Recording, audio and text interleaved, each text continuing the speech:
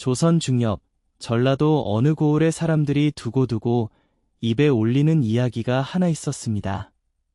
선한 자의 눈물이 마르기도 전에 하늘이 움직였다는 그 놀라운 이야기입니다. 고을 이름은 남원 아래 자리 잡은 작은 마을, 사람들은 그곳을 그저 버드나무골이라 불렀습니다. 버드나무 한 그루가 마을 어귀에 서 있어서 붙은 이름이었는데 그 나무 그늘 아래에서 마을 사람들은 더위를 피하고 빨래를 말리고 아이들을 놀렸습니다. 평화롭고 소박한 곳이었지요. 허나 그 평화로운 마을에도 오랜 가시가 하나 박혀 있었으니 바로 황봉삼이라는 사내였습니다. 황봉삼은 신이 가까운 나이였으나 허리가 꼿꼿하고 눈빛이 매서워 멀리서 보면 젊은 사람으로 착각할 만했습니다. 어릴 적부터 영리하기로 소문이 났건만 그 영리함이 바른 곳으로 흐르지 않았습니다. 그는 남의 것을 탐하고 약자를 짓밟고 어려운 이의 처지를 이용해 제 배를 불리는데 거침이 없었습니다. 마을 사람들은 그를 마주치면 눈을 피했고 어미들은 아이들에게 황봉삼의 집 근처에는 얼씬도 하지 말라고 귀에 못이 박히도록 일렀습니다. 봉삼이 가장 즐겨 쓰는 수법은 바로 돈을 빌려주는 일이었습니다. 흉년이 들어 굶주리는 집안, 병든 부모를 모시는 가난한 자식, 혼인 비용을 감당 못하는 젊은이, 그런 이들에게 봉삼은 마치 구원자처럼 나타났습니다. 웃는 얼굴로 전대를 풀어 돈을 건넸지요. 허나 그 이면에는 살인보다 잔인한 이자가 숨어 있었습니다. 한 달이 지나면 2배, 2달이 지나면 갚을 수도 없는 수렁으로 빠져들게 만드는 구조였습니다. 돈을 갚지 못하면 논을 내놓아야 했고 논을 내놓아도 모자라면 집을 빼앗겼습니다. 그렇게 봉삼의 손에 넘어간 땅이 마을 절반에 달한다는 소문이 돌 정도였습니다. 마을 사람들이 봉삼을 욕해도 관가의 하소연에도 봉삼은 항상 빠져나갔습니다. 문서가 있었고 도장이 찍혀 있었고 증인도 있었습니다. 모두 봉삼이 꾸며둔 것들이었지만 글자를 모르는 가난한 이들에게 그 문서는 족쇄나 다름없었습니다. 고을 수령도 봉삼에게 때때로 뇌물을 받아 챙겼으니 억울한 자들의 하소연은 번번이 바람 속으로 흩어질 뿐이었습니다. 그 무렵 버드나무골 아래쪽 허름한 초가에 강시성을 가진 호러미가 딸 하나를 데리고 살고 있었습니다. 강씨 어미는 나이 40 남짓에 머리카락이 반쯤 새어 있었고 손마디가 굵고 등이 약간 굽어 있었습니다. 남편을 일찍 여인 뒤로 혼자 삭시를 하며 딸을 키워왔는데 그 딸 이름이 연순이었습니다. 16살의 연순은 어미를 닮아 부지런하고 마음씨가 곱기로 마을에서도 소문이 자자했습니다. 남의 집빨래를 대신해주고 늙은 이웃집 할아버지의 장작을 패주고 길에 쓰러진 거지에게 자신의 밥을 나누어주는 아이였습니다. 허나 그해 여름 강씨 어미가 갑작스레 몸져 눕고 말았습니다. 열이 오르고 기침이 그치지 않았습니다. 약을 구해야 했는데 집안에 남은 것이라곤 쌀 한 줌과 된장 한 사발이 전부였지요. 연수는 동네 이곳저곳에 손을 벌렸지만 흉년의 가난한 마을 사람들도 각자의 삶에 허덕이고 있었습니다. 누가 선뜻 도와주기가 어려운 형편이었습니다. 마침내 연순이 찾아간 곳은 황봉삼의 집이었습니다. 날이 소인의 어미가 병으로 쓰러져 약 한 첩을 구해야 합니다. 쌀 한 말 값만 빌려주신다면 삭시를 해서라도 반드시 갚겠습니다. 봉삼은 연순을 위아래로 훑어보았습니다. 그 눈길이 어찌나 불쾌했던지 연순은 몸이 오싹해지는 것을 느꼈습니다. 봉삼은 천천히 입을 열었습니다. 돈을 빌리려면 담보가 있어야 하지. 내 집은 땅도 없고 집도 볼품없고 담보는 무엇으로 할 작정이냐. 연수는 고개를 숙인 채 말했습니다. 소인의 삭실로 갚겠습니다. 하루 종일 일하겠습니다. 봉삼은 잠시 생각하는 척하다가 말했습니다. 좋다. 허나 이자는 단단히 받아야겠다. 쌀 한 말 빌리면 석 달 뒤에 두 말로 갚아야 하느니라. 그게 싫으면 가거라. 연수는 어미의 얼굴을 떠올렸습니다. 열에 들뜬 어미의 얼굴, 식은땀으로 젖은 이마. 그녀는 눈을 질끈 감고 고개를 끄덕였습니다. 봉삼은 쌀 한 말을 내어주었고 연수는 그것을 팔아 약을 지어 어미에게 먹였습니다. 다행히 어미는 보름이 지나 조금씩 기력을 회복했습니다. 연수는 동이 트기 전부터 일어나 남의 집 부엌일을 하고 해가 질 때까지 드리를 거들며 하루도 쉬지 않았습니다. 그렇게 두 달을 모았지만 막상 계산해보니 두 말의 쌀값에는 턱없이 모자랐습니다. 석 달이 되던 날 아침, 봉삼의 하인이 연순의 집 문을 두드렸습니다. 주인 나리께서 오늘 안으로 쌀 두 말을 내놓으라 하셨소. 연수는 손을 모으고 애원했습니다. 한 달만 더 말미를 주신다면 반드시 갚겠습니다. 부디 나리께 여쭈어 주십시오.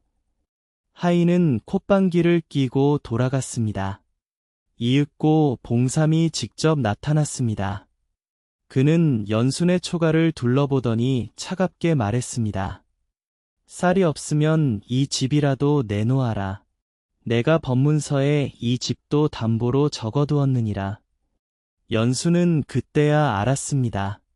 그날 봉삼이 내민 문서에 그를 모르는 자신이 도장을 찍을 때 집도 담보로 들어가 있었다는 것을. 연순의 눈에서 눈물이 흘렀습니다. 병이 반쯤 남아있던 어미가 방문을 열고 나왔고 그 모습을 보자 봉삼은 오히려 비웃음을 지으며 말했습니다. 울어봐야 소용없다. 법이 내 편이니라. 그날 오후 봉삼의 하인들이 연순 모녀의 살림을 밖으로 끌어냈습니다. 이불 한 채, 밥그릇 몇 개, 어미의 낡은 저고리까지. 마을 사람들이 멀리서 바라보았지만 아무도 나서지 못했습니다. 봉삼이 무서웠던 것이 아니라 자신들도 비슷한 처지에 놓딜까 두려웠던 것이었습니다. 연수는 어미를 업고 마을 어기 버드나무 아래 앉았습니다. 갈 곳이 없었습니다. 가을바람이 불기 시작하는 저녁이었고 어미의 몸은 아직 차가운 바람을 버틸 만큼 회복되지 않았습니다. 연수는 어미의 손을 꼭 쥐고 소리 없이 울었습니다. 눈물이 손등 위로 뚝뚝 떨어졌습니다. 그때였습니다. 저 멀리 관도 쪽에서 먼지를 일으키며 말 한 필이 달려왔습니다. 말 위에는 중년의 선비 하나가 앉아 있었는데 마을 어기에 다다르자 속도를 줄이며 버드나무 아래를 바라보았습니다. 선비는 말에서 내렸습니다. 이보시오. 어찌하여 이 저녁에 모녀가 길가에 앉아 있소? 연수는 고개를 들었습니다. 선비의 얼굴은 온화했고 눈빛에 거짓이 없어 보였습니다. 연수는 처음에는 망설였으나 이윽고 지난 몇 달의 일을 소상히 털어놓았습니다. 봉삼에게 돈을 빌린 것, 이자를 감당하지 못한 것, 집을 빼앗긴 것 말하는 내내 목이 메었습니다. 선비는 말없이 듣다가 물었습니다. 그 문서가 아직 봉삼에게 있소? 그러하옵니다. 선비는 고개를 끄덕이며 품속에서 작은 수첩을 꺼내 무언가를 적었습니다. 그리고 연순에게 말했습니다. 오늘 밤은 저 마을 주막에 묵으시오. 내가 돈을 낼 것이니 걱정 마시오. 연순은 어리둥절했습니다. 선비는 웃으며 손을 저었습니다. 은혜를 갚으려 하지 마시오. 언젠가 그대보다 더 어려운 일을 만나거든 그때 베푸시면 될 것이오. 선비는 다시 말해 올라고을 쪽으로 향했습니다.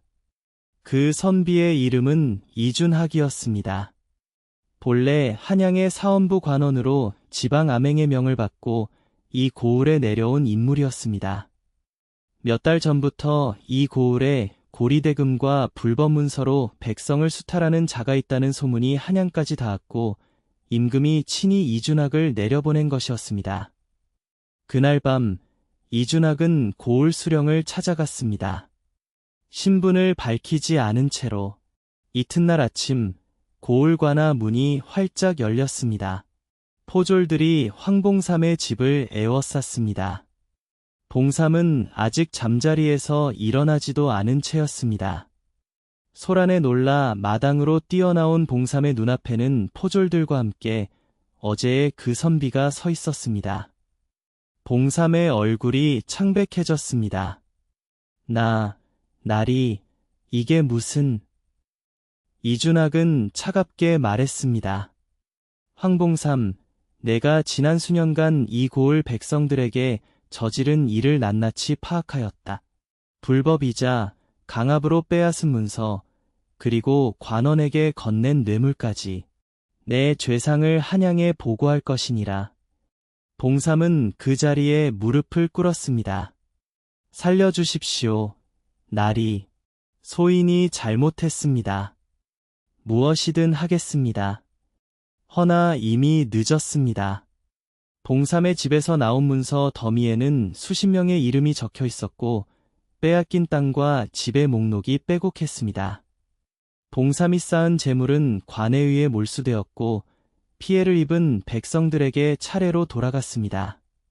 봉삼은 그해 겨울 멀리 북쪽 변방으로 유배를 갔습니다.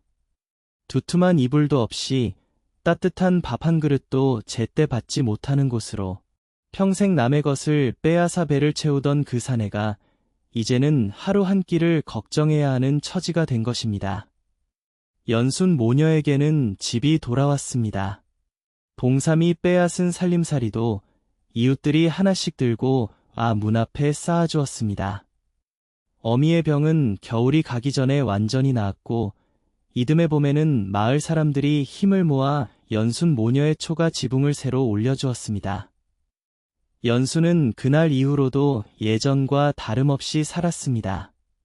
새벽에 일어나 이웃의 빨래를 도와주고 아픈 노인에게 죽을 끓여다 주고 길 위에 낯선 이에게 밥을 나누어 주었습니다. 달라진 것이 있다면 그녀는 이제 남에게 베풀 때 그 선비의 말을 마음속으로 되새겼다는 것이었습니다. 언젠가 그대보다 더 어려운 일을 만나거든 그때 베푸시면 될 것이오. 마을 어귀의 버드나무는 그 뒤로도 오래오래 그 자리에 서 있었습니다. 봄에는 연두빛 잎을 내밀고 여름에는 그늘을 드리우고 가을에는 낙엽을 흩뿌리고 겨울에는 빈가지를 하늘을 향해 곧게 세웠습니다. 마을 사람들은 그 나무 아래를 지날 때마다 황봉삼과 연순의 이야기를 떠올렸습니다. 하늘은 느리게 움직이는 듯 보여도 결코 눈을 감지 않는다는 것을, 악한 자의 웃음이 아무리 오래 이어진다 해도 선한 자의 눈물은 반드시 마를 날이 온다는 것을, 그 단순한 진리를 버드나무골 사람들은 한 세대가 지나도록 잊지 않았습니다. 이 이야기는 지금도 전라도 어느 고을에 전해 내려옵니다. 남의 고통을 이용해 쌓은 부는 결국 모래 선 것 같다고, 그리고 가난 속에서도 손을 내밀었던 한 소녀의 선한 마음이 하늘을 움직였다고.